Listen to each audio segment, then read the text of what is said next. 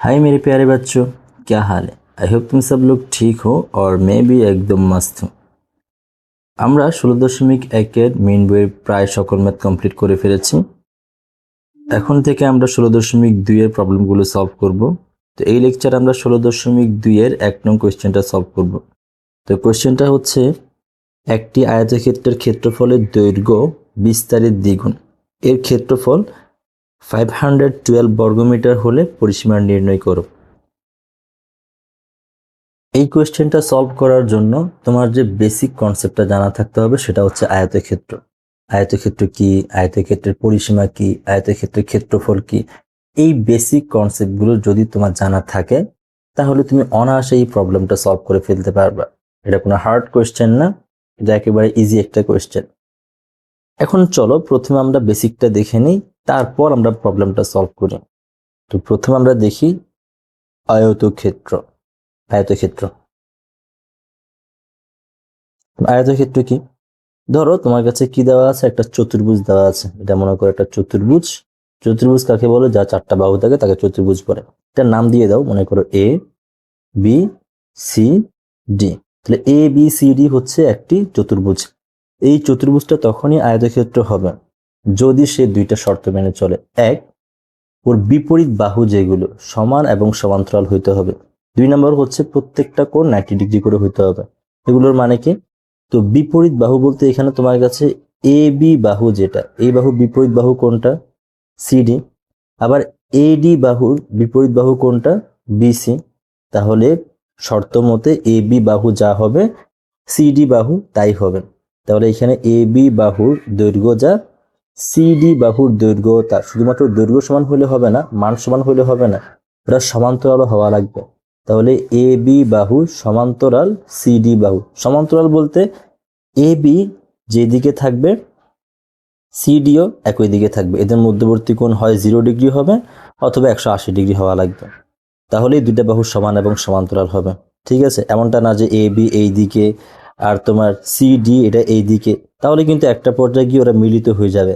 তার মানে বাহু দুইটা যদি কখনো মিলিত না হয় তাহলে ওরা সমান্তরাল থাকবে। ঠিক আছে? আবার তোমার এডি বাহু কি হওয়া লাগবে? বিসি বাহু সমান হওয়া লাগবে। তাহলে এডি বাহু সমান কার? বিসি। শুধুমাত্র সমান হলেই হবে না, এডি বাহু সমান্তরাল হওয়া লাগবে বিসি বাহু, সমান এবং সমান্তরাল। 2 নম্বর শর্ত যেটা, এটা হচ্ছে তোমার 1 নম্বর শর্ত। 2 নম্বর শর্ত হচ্ছে এই ত্রিভুজটার প্রত্যেকটা কোণই 90 ডিগ্রি করে হইতে হবে। তাহলে এই ত্রিভুজের প্রত্যেকটা কোণ কত ডিগ্রি করে হওয়া লাগবে? 90 ডিগ্রি বা এক সমকোণ করে হওয়া লাগবে। তাহলে আমরা কি বলবো? এটা একটা আয়তক্ষেত্র। ঠিক আছে? এখন তুমি তো আয়তক্ষেত্র চিনলা, এখন এই আয়তক্ষেত্রের পরিসীমা কি হবে আর ক্ষেত্রফলটা কি হবে? এখন আয়তক্ষেত্র কাকে বলে? তাহলে আয়তক্ষেত্র বলা হয় যে চতুর্ভুজের বিপরীত বাহুগুলো সমান এবং সমান্তরাল এবং প্রত্যেকটা কোণ কত ডিগ্রি করে? 90 ডিগ্রি করে, তাকে বলা হয় আয়তক্ষেত্র। তাহলে এ বি বাহুর দৈর্ঘ্য যদি এখানের মধ্যে এ হয়, তোমার সিডি বাহুর দৈর্ঘ্য কি হবে? এই হবে। আবার এডি বাহুর দৈর্ঘ্য যেটা, এটা যদি বি হয়, তোমার বিসি বাহুর দৈর্ঘ্য কি হবে? বি হবে, কারণ বিপরীত বাহুগুলো সমান এবং সমান্তরাল। এখন আমরা এখান থেকে পরিসীমা কিভাবে বের করব? তো পরিসীমা মানে কি? কোন জ্যামিতিক আকৃতির পরিসীমা হচ্ছে সকল বাহুর যোগফল। এখন এখানে তোমার কাছে এ আছে দুইটা, তাহলে দুইটা এ হবে, এগুলো যোগ করে দিবা। আবার দুইটা বি আছে, এই যে সকল বাহু যোগ করে দিলেই তো আমরা পরিসীমা পাই যাব। তাহলে এখানের মধ্যে আমরা বলতে পারি এ আছে কয়টা? দুইটা, প্লাস বি কয়টা? দুইটা। এখন এখান থেকে কমন আসে 2, তাহলে হবে এ প্লাস বি। এখন এ মানে কি? বাই দ্য ওয়ে, আমরা বড় বাহুটাকে বলি দৈর্ঘ্য, আর তোমার ছোট বাহু যেটা এটাকে আমরা বলি প্রস্থ। এটাকে প্রস্থ বলা হয়, আবার দেখবে এটাকে বিস্তারও বলে। আবার মাঝে মধ্যে তুমি এটাকে উচ্চতা হিসেবেও ট্রিট করবা, যেটা উচ্চতাও হইতে পারে। তো এখন এ যেটা, এটা কি দেখো তো, এ হচ্ছে এখানের মধ্যে দৈর্ঘ্য। ঠিক আছে? প্লাস বি যেটা, সেটা কি? বি হচ্ছে প্রস্থ বা বিস্তার, এটা হচ্ছে প্রস্থ। তাহলে পরিসীমা আমরা কি বলতে পারি? পরিসীমা হচ্ছে 2 ইন্টু দৈর্ঘ্য প্লাস প্রস্থ। তাহলে দৈর্ঘ্য প্লাস প্রস্থের দ্বিগুণটাই হচ্ছে আমার আয়তক্ষেত্রের পরিসীমা। এখন ক্ষেত্রফলটা কি? তো আমরা জানি যে আয়তক্ষেত্রের ক্ষেত্রফল হচ্ছে দৈর্ঘ্য ইন্টু প্রস্থ।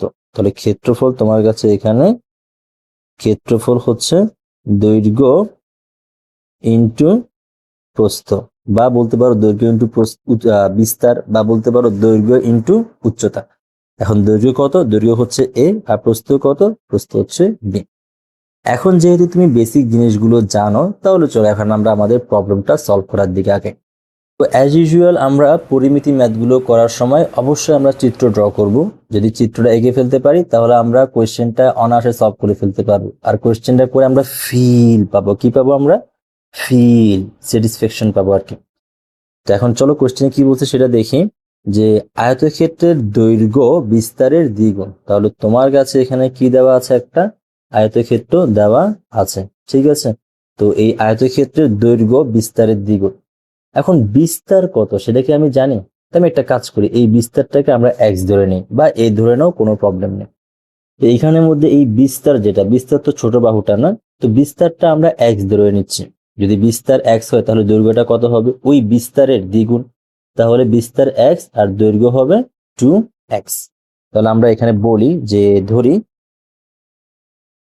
আয়তক্ষেত্রের দৈর্ঘ্য, আয়তক্ষেত্রের দৈর্ঘ্য না বিস্তার, এখানে আয়তক্ষেত্রের বিস্তার বা প্রস্থ কত? আমরা প্রস্থটা এখানে এক্স ধরে নিছি। সুতরাং আয়তক্ষেত্রের দৈর্ঘ্যটা কত হবে? বিস্তার যা তার দ্বিগুণ, তাহলে 2x হবে। এখন আয়তক্ষেত্রের বিস্তার জানো, দৈর্ঘ্য জানো, তুমি কি ক্ষেত্রফল বের করতে পারবা না? তো সুতরাং ক্ষেত্রফলটা কি হবে? সুতরাং আয়তক্ষেত্রের ক্ষেত্রফল কি হবে? এখানে ক্ষেত্রফল হচ্ছে দৈর্ঘ্য ইন্টু প্রস্থ। দৈর্ঘ্য হচ্ছে 2x, আর প্রস্থ কত? প্রস্থ হচ্ছে x। তাহলে দৈর্ঘ্য ইন্টু তোমার এখানের মধ্যে প্রস্থ। তাহলে x গুণ করলে কত হবে? x গুণ করলে এখানে হয়ে যাবে 2x স্কোয়ার। এখন এই যে ক্ষেত্রফল যেটা আমরা পাইছি প্রশ্ন মতে, এই ক্ষেত্রফলটা কত দেওয়া আছে দেখো তো। এই ক্ষেত্রফলটা তোমার এখানে দেওয়া আছে 512। তাহলে আমরা কি বলতে পারি? আমরা বলতে পারি প্রশ্ন মতে 2x স্কোয়ার ইজ ইকুয়াল কত? 512। এখন আমরা আগে x এর মানটা বের করার ট্রাই করি। তাহলে এখানে x স্কোয়ার সমান কত আসবে? x স্কোয়ার সমান 2টা আমরা এই পাশে পাঠাই দিব না, 2টা এখানে গুণ আকারে আছে, এই পাশে গেলে কি হয়ে যাবে? ভাগ হয়ে যাবে। তাহলে x স্কোয়ার সমান কত আসবে? 512 ডিভাইডেড বাই 2। এখন 512 ডিভাইডেড বাই 2 মানে কত? 256। তো সুতরাং এখানে আমরা লিখতে পারি যে কি, যে তোমার x স্কোয়ার সমান 256। বাট আমার তো x এর মান দরকার, তাহলে উভয় পাশে বর্গমূল করে দিই। তাহলে বর্গমূল করে দিলে প্লাস মাইনাস দিতে হয় রুট ওভার, সরি এখানে 225x লিখছি, 256 হবে 256। এখন 256কে তুমি যখন বর্গমূল করবা এটা আসবে 16, আর সামনে তো প্লাস মাইনাস আছে। তাহলে x এর মান হচ্ছে দেখি প্লাস মাইনাস 16। এখন একটু ওয়েট করো, সেটা হচ্ছে এক্স এর মানটা এখানে নেগেটিভও হইতে পারে, পজিটিভও হইতে পারে। মানে হচ্ছে এক্স এর মানটা প্লাস 16 হইতে পারে, আবার এক্স এর মানটা মাইনাস 16 হইতে পারে। এখন কথা হচ্ছে যে সমীকরণ সমাধান করার সময় না হয় আমরা প্লাস মাইনাস পাইলাম, কিন্তু এক্স এর মানটা মিন করে কি আসলে দেখো তো। এক্স এর মানটা মিন করে একটা আয়তক্ষেত্রের প্রস্থ, মানে হচ্ছে প্রস্থ মানে এক প্রকার দৈর্ঘ্য, তো না? দৈর্ঘ্য কখনো নেগেটিভ হয়? তাহলে এক্স এর মানটা মেইনলি নেগেটিভ কখনো হইতেই পারে না। কেন? কারণ এক্স মিন করে একটা জিনিসের দৈর্ঘ্য, ঠিক আছে। অতএব এক্স এর মানটা কখনো কি হবে না? নেগেটিভ হবে না, কারণ দৈর্ঘ্য কখনোই নেগেটিভ হয় না। সুতরাং এখানে এক্স এর মান যেটা, এটা আসবে 16। তো এক্স এর মান পাই গেছো, মানে তুমি কার মান পেয়ে গেছো এখানে? তাহলে তুমি এখানে আয়তক্ষেত্রের বিস্তার বা প্রস্থ পেয়ে গেছো। তো সুতরাং প্রস্থ কত তোমার এখানের মধ্যে? প্রস্থ হচ্ছে তোমার এক্স, যেটা হচ্ছে 16 মিটার।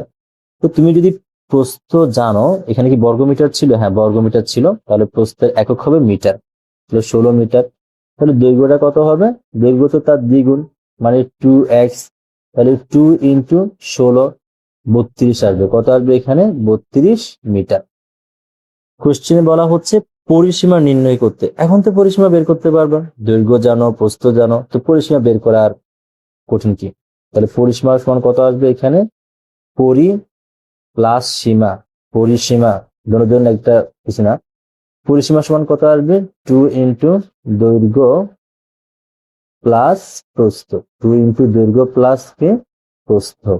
এখন তুমি দৈর্ঘ্য জানো, দৈর্ঘ্য হচ্ছে কত 32, আর তোমার এখানে প্রস্থ কত 16, তাহলে যোগ করলে কত আসবে তোমার এখানে 3 × 16 = 48 আসবে। তাহলে 2 × 48, 48 গুণ করলে কত আসে 2 × 48 গুণ করলে এখানে তোমার কাছে আসবে 96। তাহলে এখানে তোমার কাছে বিস্তার যেটা পরিসীমা পরিসীমা হচ্ছে 96 একক হবে মিটার, কারণ দৈর্ঘ্য মিটার প্রস্থ মিটার, তো পরিসীমার একক এখানে মিটারই হবে। সুতরাং পরিসীমা হচ্ছে কত, পরিসীমা হচ্ছে তোমার কাছে এখানে 96 মিটার, এটাই অ্যান্সার।